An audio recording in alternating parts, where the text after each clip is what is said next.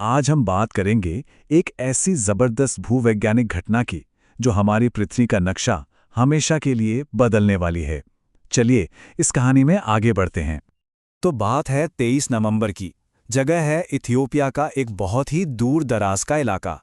ये दुनिया की सबसे गर्म जगहों में से एक है। और उस दिन वहाँ कुछ बहुत ही असाधारण होने वाला था। और जो हुआ वो इतना जोरदार और अचानक था कि दूर दूर तक लोगों को लगा जैसे कोई बम फटा हो। ये आवाज थी हाईली गुब्बी ज्वालामुखी के फटने की।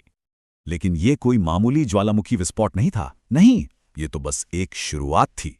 एक ऐसी घटना की जिसका असर पूरी दुनिया पर महसूस किया गया। और इसकी शुरुआत हुई आसमान में उठे राख के एक बहुत बड़े बादल से।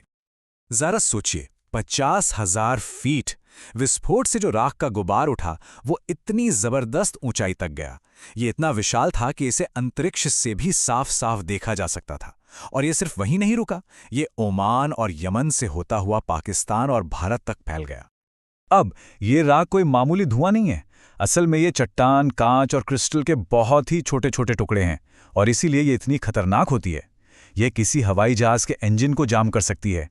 कॉकपिट की खिड़कियों पर ऐसे खरोच डाल सकती है जैसे कोई सैंड पेपर रगड़ रहा हो। मतलब पायलट को कुछ भी दिखना बंद हो सकता है। इसी खतरे की वजह से दिल्ली और मिडिल ईस्ट तक की कई फ्लाइट्स कैंसिल करनी पड़ी थीं। तो ये जबरदस्त धमाका हुआ कहाँ?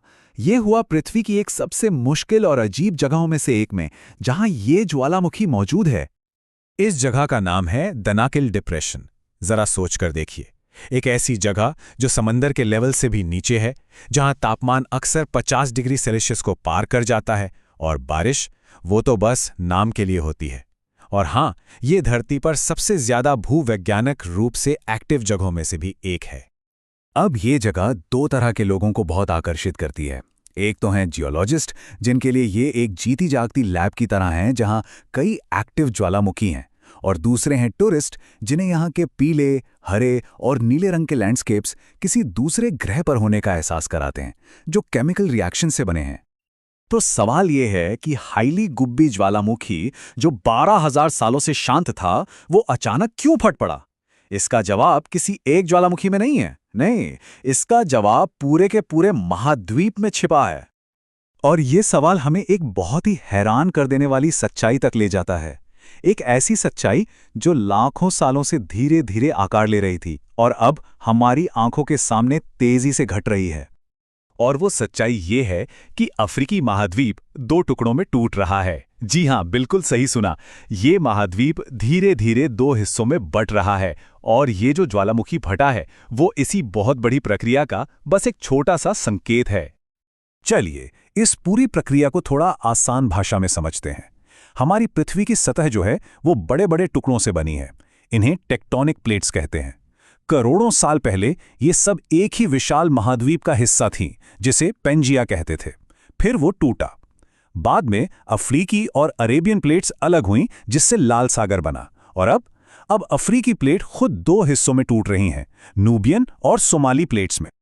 और ये जो बंटवारा हो रहा है, ये एक बहुत बड़ी दरार के साथ हो रहा है, जिसका नाम है ईस्ट अफ्रीकन रिफ्ट। ये कोई छोटी मोटी दरार नहीं है, ये 6,000 किलोमीटर लंबी है। ये लाल सागर से शुरू होकर मोजाम्बिक तक जाती है और हाईली गुब्बी ज्वालामुखी वो ठीक इसी दरार पर मौजूद है। तो सबसे बड़ा सवाल ये है कि जब ये महाद्वीप पूरी तरह से टूट जाएगा तो होगा क्या? जवाब, एक नए महासागर का जन्म होगा। हाँ, लेकिन इसमें थोड़ा वक्त लगेगा। वैज्ञानिकों का अनुमान है कि इस दरार वाली घाटी में एक नया समंदर बनने में करीब 50 से 100 लाख साल लग सकते हैं। ये जियोलॉजिकल टाइम स्केल है, मतलब हम सब की जिंदगी से बहुत बहुत ज्यादा लंबा। अब इसकी रफ्तार को समझना है तो ऐसे सोचिए, ये प्लेट्स हर साल सिर्फ 2 से 5 सेंटीमीटर खिसक रही हैं।